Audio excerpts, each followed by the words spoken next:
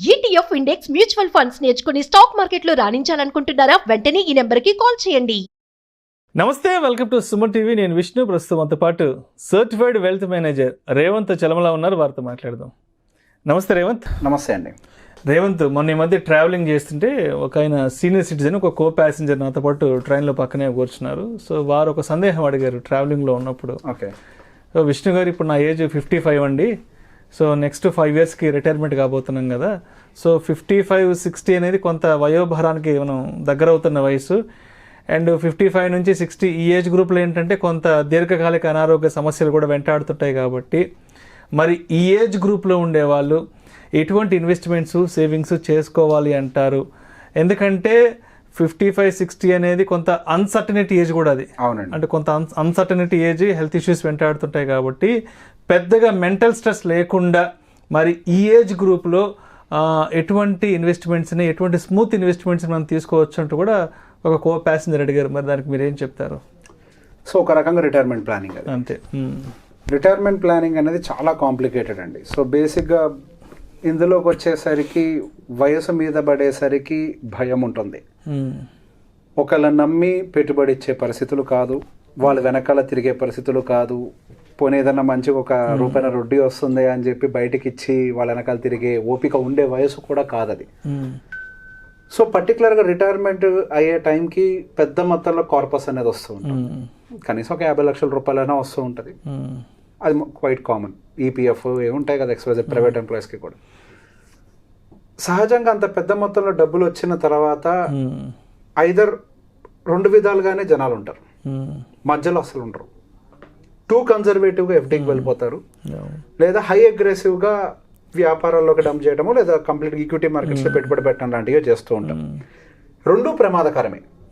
అది ఎలా చెప్తాను, ఎఫ్డీ సేఫే కదా అని అనుకుంటుంటారు. సో ఇదెందుకు సేఫ్ కాదు, ఇది కూడా ఎందుకు సేఫ్ కాదు, రెండూ చెప్తాను. ఎఫ్డీ విషయానికి వచ్చేసరికి ఇన్ఫ్లేషన్ కూడా బీట్ చేయదు అన్న విషయం అందరికీ తెలిసింది. సార్ ఆ వయసుకు వచ్చేసరికి ఏదో సీనియర్ సిటిజన్ సేవింగ్ స్కీమ్ అనేది ఉంటుంది. సమ్వేర్ అరౌండ్ 8.2% ఏదో రిటర్న్స్ ఇస్తూ ఉంటారు వాళ్ళు. సరే 8% వస్తుంది కదా, మనకి బాగానే ఉంది కదా అని అనుకుంటే ఇక్కడే మనకి ఇన్ఫ్లేషన్ అనే ఫ్యాక్టర్ అనేది లైమ్ లైట్లోకి వస్తుంది. సో ఇన్ఫ్లేషన్ అనేది రియల్ ఇన్ఫ్లేషన్ ఎప్పుడు యావరేజ్గా 10% అండ్ అబౌవ్ ఉంటుంది. అంటే సామాన్యుడు వాడుకునే ఏ వస్తువు అయినా యావరేజ్గా 10% ఉంటుంది.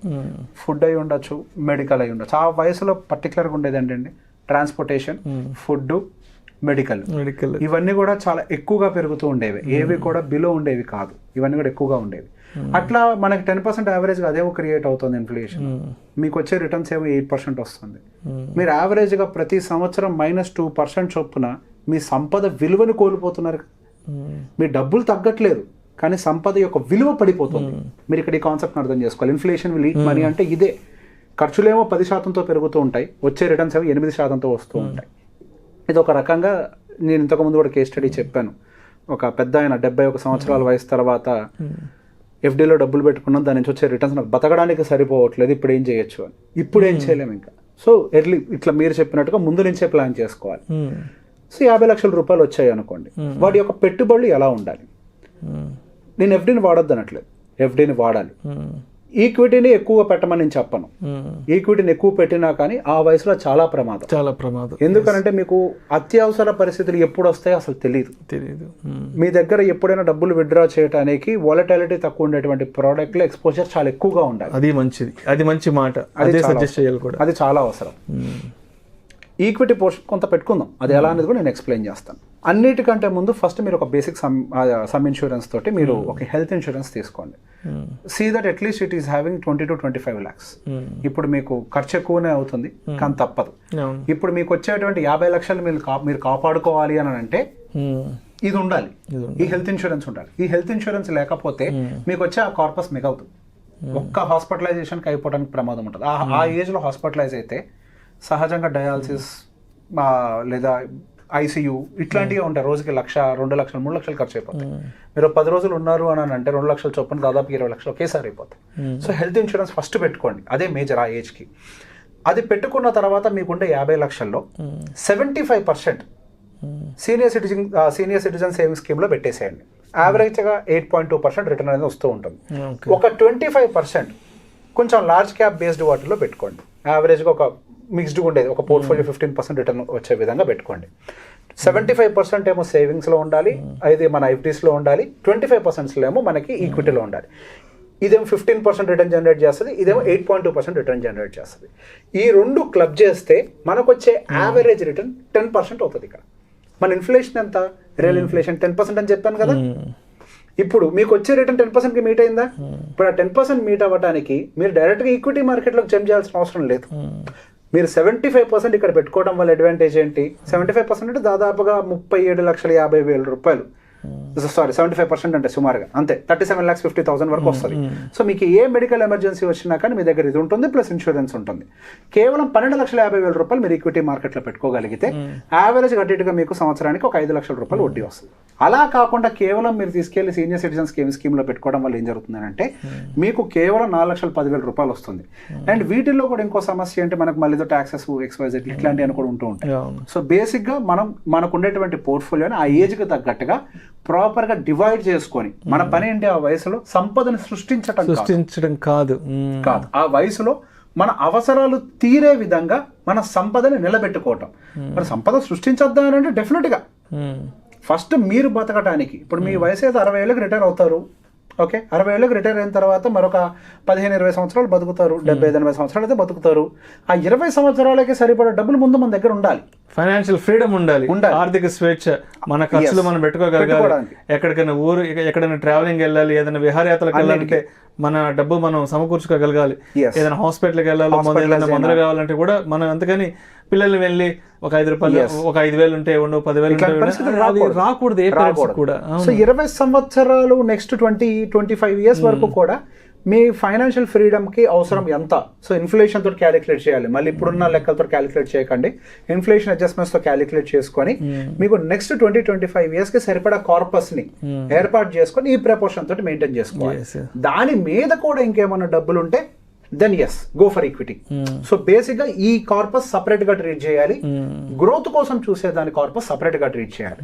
ఇది మనం బతకటం కోసం, ఎదుగుతామా ఒదుగుతామా తర్వాత విషయం, ముందు ఇది మన దగ్గర ఉండాలి. ఇది మన దగ్గర లేకపోతే ఏమవుతుంది అని అంటే మనం పిల్లలకి భారంగా మారితే వాళ్ళ ఆర్థిక పరిస్థితులు మళ్ళీ కొన్ని సంవత్సరాలు వెనక్కి వెళ్ళిపోతాయి. చాలా మంది పేరెంట్స్ చూస్తుంటాం రేవంత్, మనకు తెలిసిన వాళ్ళు మీ బంధువుల్లో ఉంటారు, మా బంధువుల్లో ఉంటారు, మీ చుట్టుపక్కల ఉంటారు, మా చుట్టుపక్కల ఉంటారు. ఒక సర్టన్ ఏజ్ వచ్చాక పేరెంట్స్ బాగా దీర్ఘకాలికంగా వాళ్ళ అనారోగ్యం బారిన పడడం, కొన్ని నెలల పాటు కొన్ని రోజుల పాటు హాస్పిటలైజ్ అవ్వడం, ఆ ఖర్చులను భరించలేక చాలా మంది ప్రాపర్టీస్ అమ్మేసుకుంటుంటారు, స్థలాలు పొలాలు అమ్ముకుంటుంటారు, ఇంట్లో ఉన్న బంగారం తీసుకెళ్లి బ్యాంకులో కుదిరి పెట్టుకొని ఆ డబ్బును తెచ్చి వాళ్ళ పేరెంట్స్ యొక్క బాగోగులు చూసుకుంటుంటారు. చాలా మంది అంటే పేరెంట్స్ అంటే ముందే సరైన ప్లానింగ్ లేకపోవడం వల్ల పేరెంట్స్కి ఏదైనా హెల్త్ ఇష్యూస్ వచ్చినప్పుడు చాలా ఫైనాన్షియల్ బర్డెన్ చాలా మంది ఫేస్ చేస్తున్నారు. ప్రతి ఒక్కరి ఇళ్లలో ఉండేది. ఆ టైంకి ఏం చేస్తామంటే ఆ బలహీన క్షణంలో ఏం చేస్తామంటే ఇంట్లో ఉన్న బంగారం తీసుకెళ్లి తాకట్టు పెట్టుకోవడం, లేదంటే మనకున్న చిన్న చిన్న స్థలాలు పొలాలు తెలిసిన వాళ్ళకి ఎంతో కొంత రేటుకి అమ్మేసుకోవడము.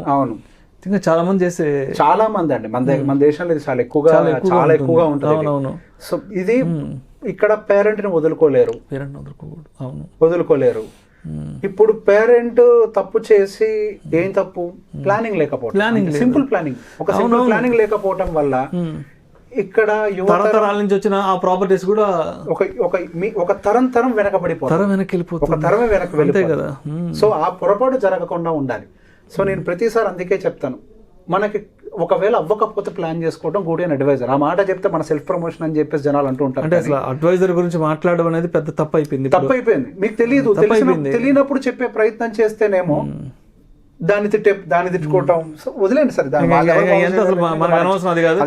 మనం ఇక్కడ కూర్చున్నాం అంటే చెప్పడానికి ఒక ఎడ్యుకేట్ చేయడం కోసం, అంతేగాని ఏదో మనల్ని మనం ప్రమోట్ చేసుకోవడం కోసం కాదు. ఇది ఎవరో ఒకరి దగ్గరికి వెళ్ళండి. ఇప్పుడు చాలా మంది ఉన్నారు మనకి, మన స్టూడియోకి వచ్చే వాళ్ళే మంచి అడ్వైజర్స్ చాలా మంది ఉన్నారు కదా. ఎవరో ఒకరి దగ్గరికి వెళ్ళండి, ఇట్లా మీ పరిస్థితులు చెప్పండి. ఎందుకనంటే ఒక్కొక్క వ్యక్తికి ఫైనాన్షియల్ ప్లానింగ్ చాలా డిఫరెంట్ గా ఉంటుంది. వాళ్ళకున్న సర్కమ్స్టాన్సెస్ ఏంటి, వాళ్ళ నీడ్స్ ఏంటి, వాళ్ళ ఎక్స్పెండిచర్స్ ఏంటి, వాళ్ళ లివింగ్ స్టాండర్డ్స్ ఏంటి. సో అందరికీ సేమ్ ఫార్ములా అప్లై అవుతుంది అనేది ఏం లేదు. ఇప్పుడు నేను చెప్పింది ఒక సేఫ్ ఫార్ములా. సేఫ్ ఫార్ములా అందరికీ సేమ్ కాదు అది. అవునవును. సో సేమ్ అనేది అప్లై అవ్వాలంటే కుదరదు. ప్రతి వ్యక్తి డిఫరెంట్ గా ఉంటుంది, పరిస్థితులు వేరువేరుగా ఉంటాయి. సో ఏదైనా ఉంటే దేనికి చేయించుకోపోయినా పర్లే, అన్ని వదిలేయండి. కనీసం రిటైర్మెంట్, ఎందుకంటే తరాలు పోతాయి. ఒక రిటైర్మెంట్, ఒక హెల్త్ ఇన్సూరెన్స్, ఒక రిటైర్మెంట్ ప్లానింగ్, సింపుల్ బేసిక్ చేయించుకోండి. మీకు ఉపయోగం ఏం పెద్ద పెద్ద ఆస్తులు కూడబెట్టుకోవాల్సిన పని లేదు. బంగ్లాలు, కార్లు, బీరువాళ్ళు, నగలు దాచిపెట్టుకోవాల్సిన పని లేదు. ఏం అవసరం లేదు. సంవత్సరానికి ఒక 25,000 కట్టి ఒక మంచి హెల్త్ ఇన్సూరెన్స్, లేదంటే 30,000 40,000 కట్టి సంవత్సరానికి ఒక మంచి టర్మ్ ప్లాన్, అంతే. ఓ రిటైర్మెంట్ ప్లాన్ బేసిక్ తీసుకుంటే చాలు. బేసిక్ తీసుకుంటే మీకు అన్ని సమకూడతాయి. అంతే. Thank you so much. Thank you అండి.